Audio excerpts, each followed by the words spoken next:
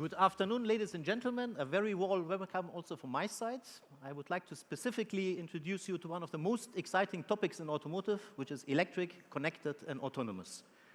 And my name is Tamim Sidiki. I'm from DSM, which is one of the big global materials supplier to the automotive industry, but also to the electronics industry. Today, I would like to give you a short overview of how material innovations can enable the future of electromobility. So if you look into automotive industry, there's currently a very strong conversion ongoing between two different industries, automotive from one side, consumer electronics from the other side, with pretty big implications from a materials point of view. What was in the past digital is currently being converted to connected. You see already multiple connected cars on the road, and a lot of OEMs and other tier ones are currently preparing for the next generation of autonomous, with first prototypes already in the market and lots of concept cars also here at ERR. For a materials supplier and also for the applications, that has actually pretty big implications. It will change the powertrain to the e-drive. It will have a big implication on thermal management of all components. It will have a big implication on lighting concepts. It will impact RF connectivity and EMI shielding, but also simple, normal, standard components like connectors will be very dramatically implicated, and the integration of electronics will open a completely new design sphere for connected car designers. So the car of the future will basically be a very high-performance computer, which is just on the road with 4 tires. So if you ask now, what was the material contribution on the automotive side, it pushed and supported the aggressive roadmap of automotive OEMs in terms of weight reduction. It boosted safety and reliability in automotive to the max. On the mobile side, it allowed a very aggressive roadmap of an average 12% thickness reduction, which we call thinnovation, per year over the whole span of the last decade.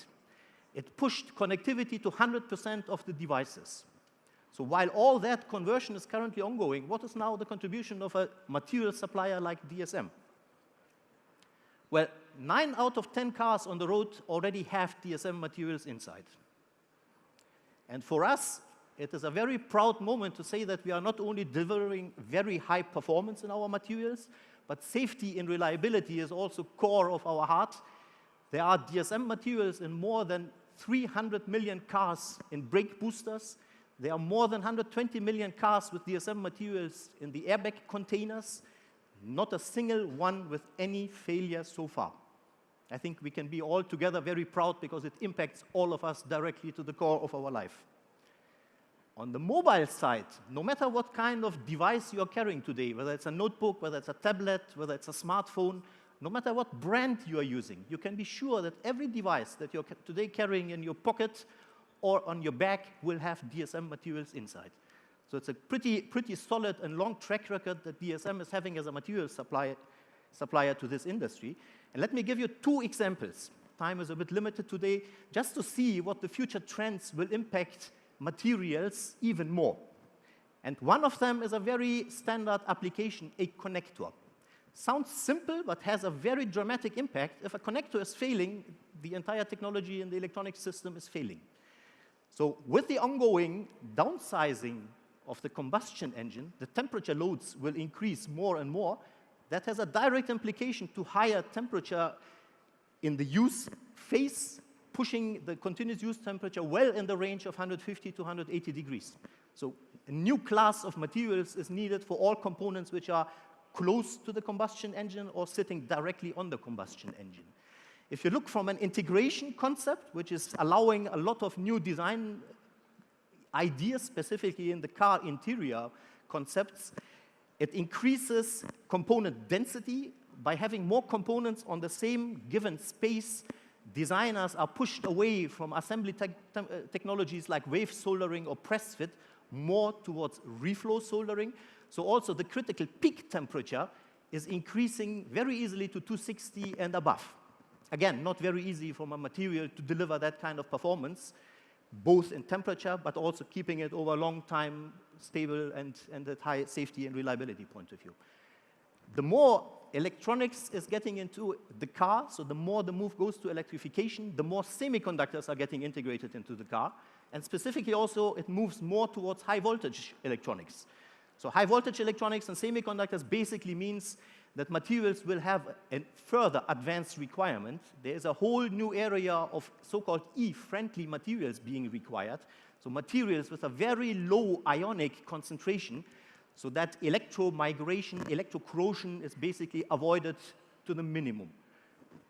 At the same time, the electrical characteristics of the material, like dielectric strength, like comparable tracking index, CTI, which is a surface parameter, needs to be pushed even further so that the safety and reliability of ideally an autonomous car, which is expected to hit the market in mass production around 2020 to 25, has the same high reliability and even higher than automotive industry today. And you know that the more electronics is getting integrated, that will actually not be a simple task to designers. And I'm very proud today to make a very bold and nice announcement to introduce our new 40ACE. It's a high temperature PPA, which is specifically designed for automotive structural parts on the one side and for automotive electronics on the other side, meeting and delivering exactly this kind of advanced and aggressive requirements in the future. It's globally the only polyamide which is fulfilling the highest MSL level 1 standard, which is JDEC 1. For a manufacturer, it means infinite shelf lifetime of the components. So no matter how long you use the components, no matter what you do with the components, you always have guaranteed highest performance, which is very nice because it reduces cost, it improves performance, and it increases safety and reliability.